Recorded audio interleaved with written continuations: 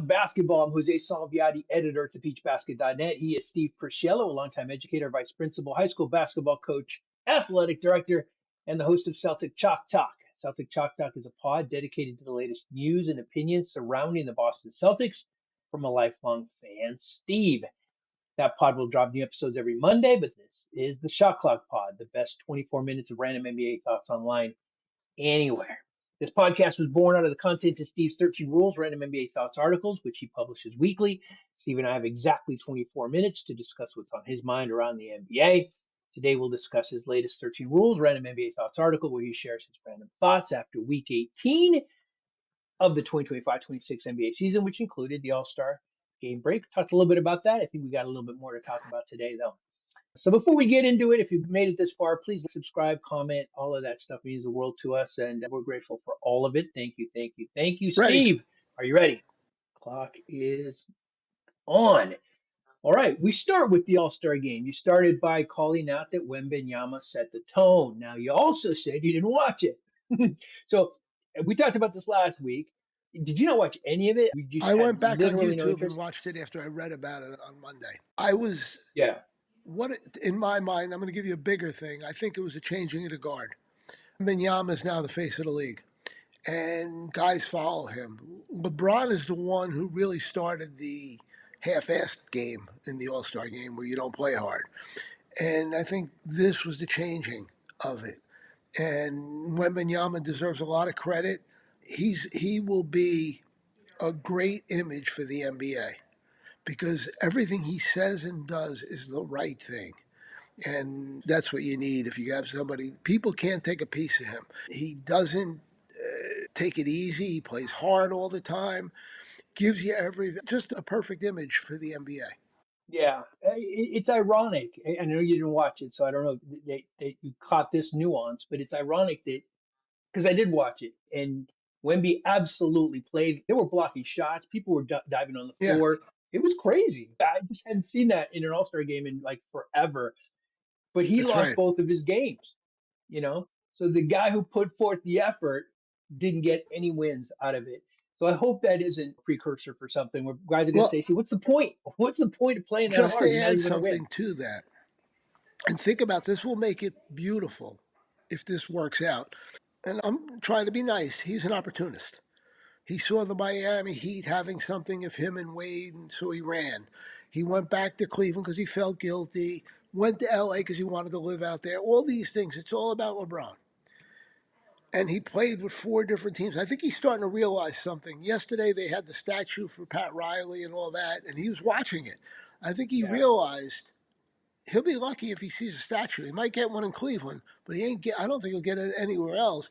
And in other words, with Wembanyama, unless San Antonio does him wrong, he will play with San Antonio till he's done playing.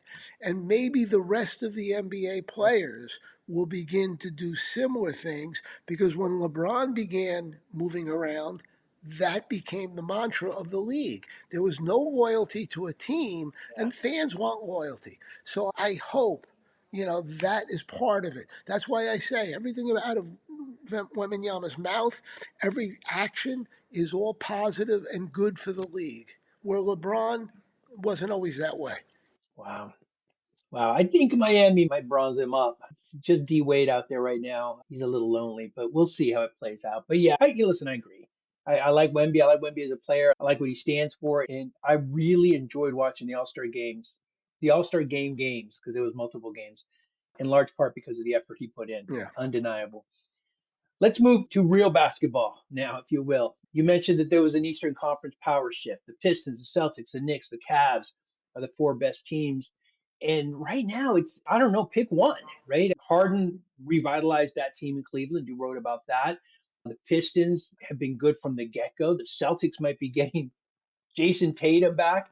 The Knicks got Alvarado, who I think is a tiny little piece, but I think he's a spark plug that can really, he can change games, especially in the playoffs. So what do you think? I know you said you called it in your article. It's hard to judge Cleveland right now, but judge them, rank them 1 to I 4. would. I still think the Knicks have the most talent, but I think Detroit owns them. for whatever reason. And I don't think the Knicks have a tough streak to them. And that might be why Detroit's able to get over on them. I guess if I'm to do it, I guess Detroit, Knicks, Boston, and Cleveland. Boston, though, you put a little asterisk next to it because with or without Jason Tatum. With Jason Tatum, they can play with anybody. Without Jason Tatum, you might not have as much talent. But if we get down to coaching, you got Missoula, you got Mike Brown. I know where I stand. You got Bickerstaff or Missoula. I know where I stand. And Missoula does things that who thought this team would be anything? And so I see it and I watch it and I'm amazed by it, to be honest with you. But that's why I would do it. Cleveland, you got one factor. I think they're much better because Harden plays and Garland didn't. However, don't ever forget what Harden's postseason career looks like. Yeah, he dips, doesn't he? Yeah, he Yeah, dips. Yeah, yeah.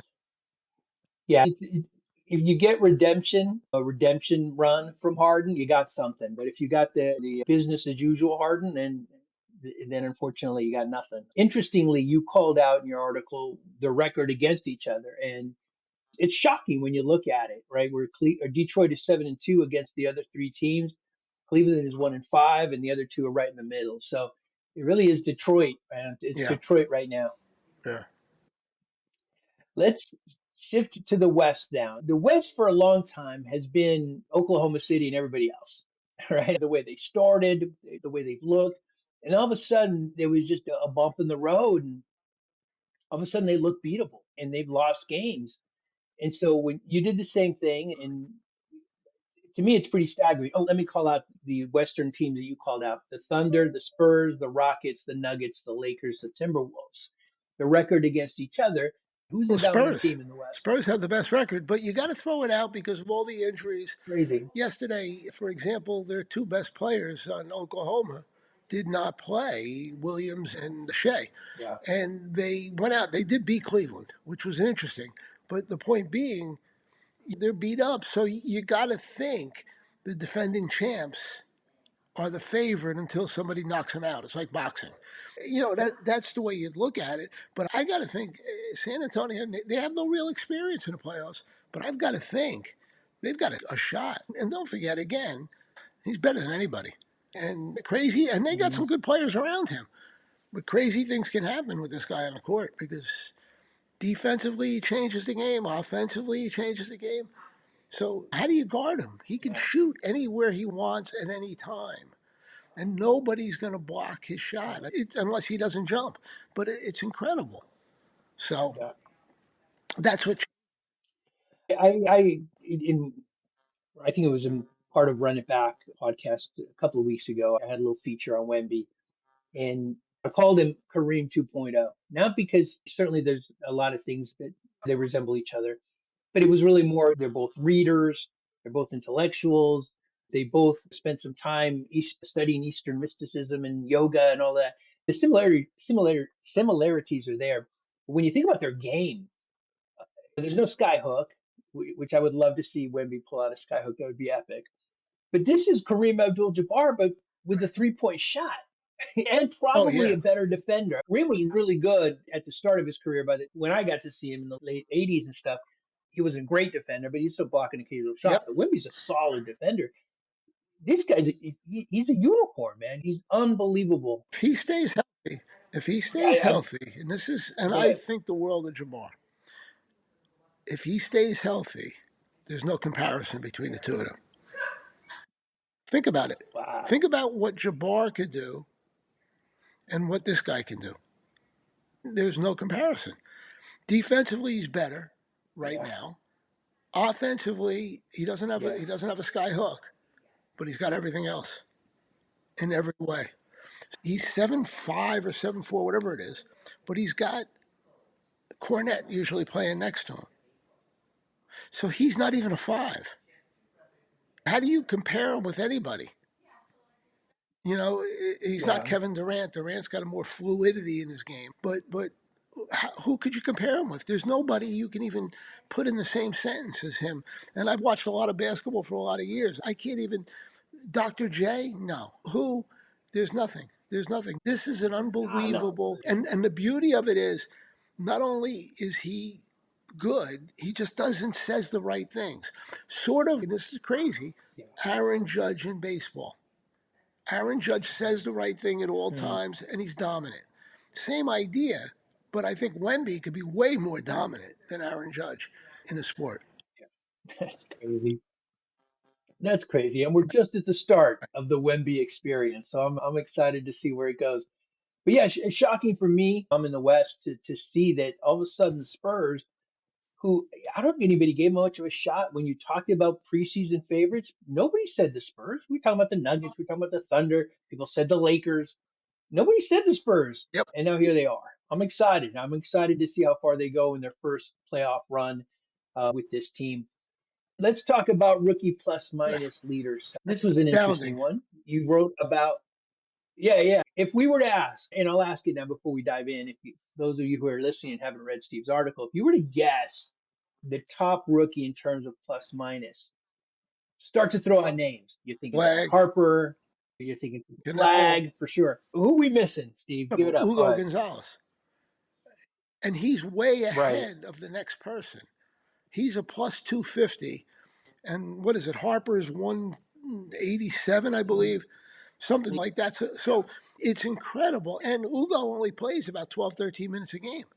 So how do you even, obviously, he affects winning. Now, when you look at Cooper Flag, he's playing on a bad team. So his plus minus isn't going to be Yeah. high. Knippel's not going to be high because they're not even a 500 team. So you understand why they wouldn't be, but you just still can't come up with a reason for Ugo. And it's really something. He's a very good defensive player. He's a pest.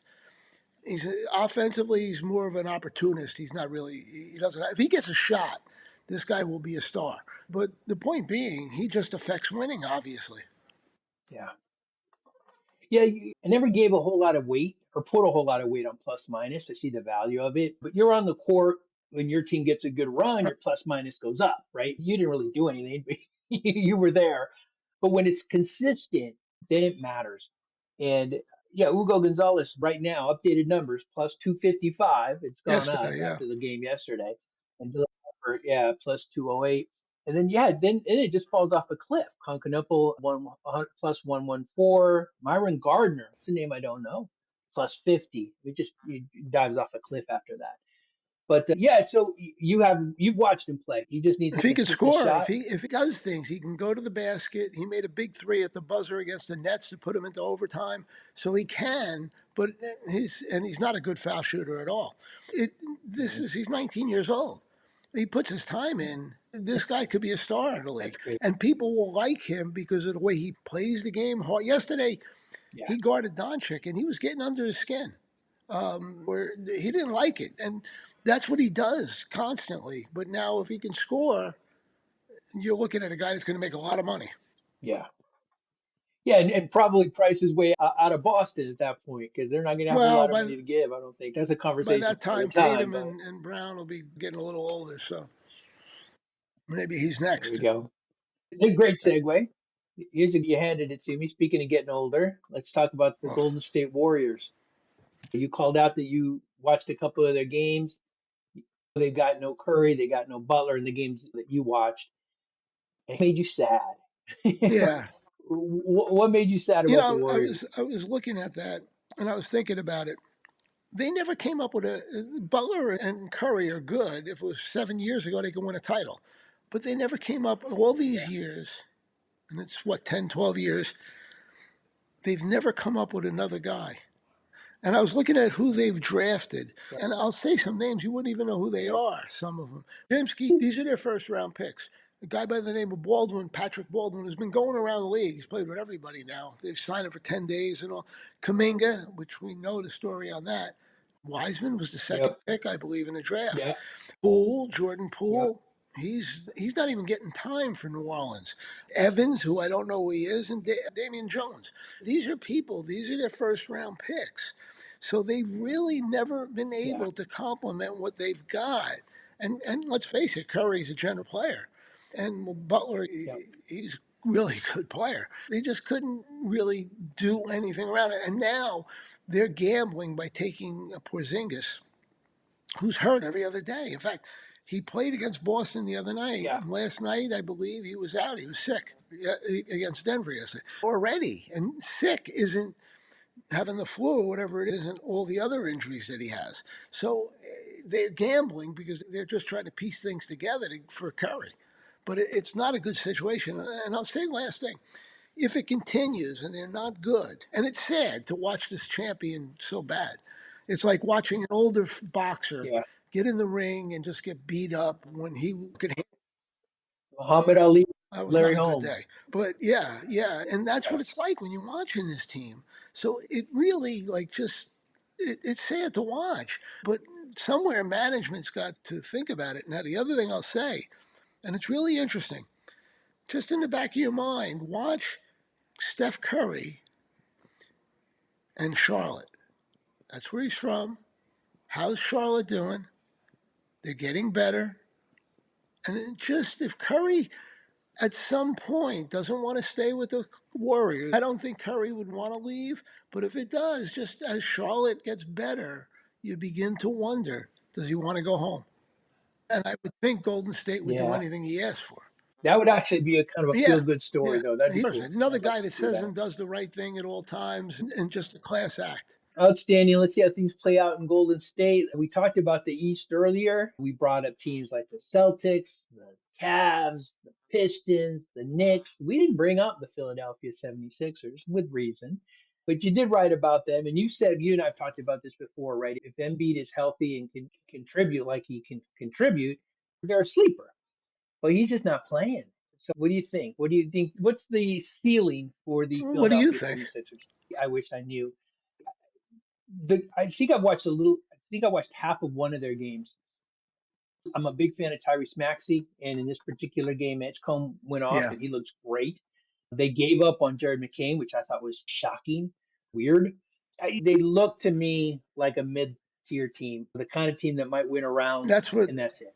That's based on nothing but If one Embiid game. is playing and they getting to the conference finals would be big. If Embiid is not playing, they're going to get Mm, knocked out quick. What's really interesting with this is this: you got George making a lot of money, and you got Embiid making a lot of money.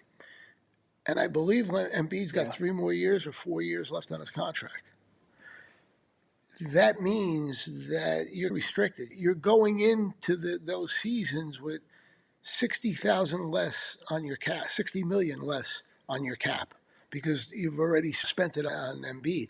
And if he's not playing, it's a lot of money out the window, 70 million, whatever he's making. So it really restricts them, though you have Maxey and Edgecombe, who's going to be great. And Edgecombe will be near a max player unless something happens in a couple of years. So, you just don't have the money. You got to hope you hit on a couple of fringe players to compete. yeah. I'm always reminded when we talk about Embiid and the Sixers, his mantra when they started, because there was so many high expectations, trust the process. It's weird to think that we're almost done with the process. It's weird to me. It just He feels like came into the yesterday. league, and I believe he sat out his first year. Was that foreshadowing the future? No, he's just all the time. And the Yeah, latest now, I guess he's missed 5 games now with the bad leg. So bad knee again acted up. And at any time that could happen. And how do you depend on him in a playoff series? You got to hope. Or he goes out there and plays like he did last year. I guess it was it last year or the year before against the Knicks with his. He couldn't do much, but he was out there. That's what you might see. Sad, yeah, sad because he's a great player. yeah. It is sad. It is sad to see what's happening in Golden State, and sad to see the end of potentially right the end of Joel Embiid's career. Well, he's got years on See that. how it He's plays not going out. to. That's what I'm saying. Yeah, it's He'll this may be the show up start of the because end. that money, That's that's 1 year is worth. That's Yeah, show up money. That is exactly. show up money Yeah. for sure. I hate to end on this, but we got to. You wrote about Oh, Kevin Durant. Not we talked about him earlier, but we're not going to talk about his game. We're not going to talk about his scoring. We're not going to talk about an outside chance to catch LeBron's all-time scoring record, the greatness that is Kevin Durant. Unfortunately, we got to talk about his burner controversy. And you said it, and you're right. Whether it's true or not doesn't matter because now this is how people think about him. And it's unfair if it didn't happen, but I really have not gone down the rabbit hole, so I was really grateful to read this. Apparently, he criticized his teammates, Kyrie, Devin Booker, Alfred Sengun, Jabari Smith. That's rough. That is rough. What do you make of I feel this? bad for him. There's been other stars through the years that are just as insecure and just as, but they were smart enough to shut their mouth. This guy, he's done this before. He said stupid things and he gets offended by fans saying something. You know what? You know what? You're one of the greatest player, 15 greatest, I don't know, 15, 20, wherever, 10, wherever you want to put him. He's one of the greats of all Yeah. time. Just play the game and shut up. Because you forget the fact that when a couple of years ago when he was with the Nets, Irving was out and Harden was out, and he was a toenail away from getting his team to the finals on that three that they called the two. You forget all this, and you think about this guy who just sounding off. Keep quiet. Let your game speak for yourself. It's really a shame. And people, I think a lot of people don't realize how great this guy was because of that. It's interesting you said was. Oh, he's He's still still great. pretty good. Still great. Still can score with anybody.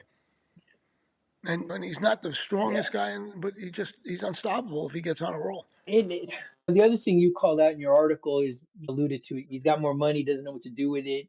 I don't know. At this point, we're putting on our psychologist hat. Is this just boredom? Because he does have more money.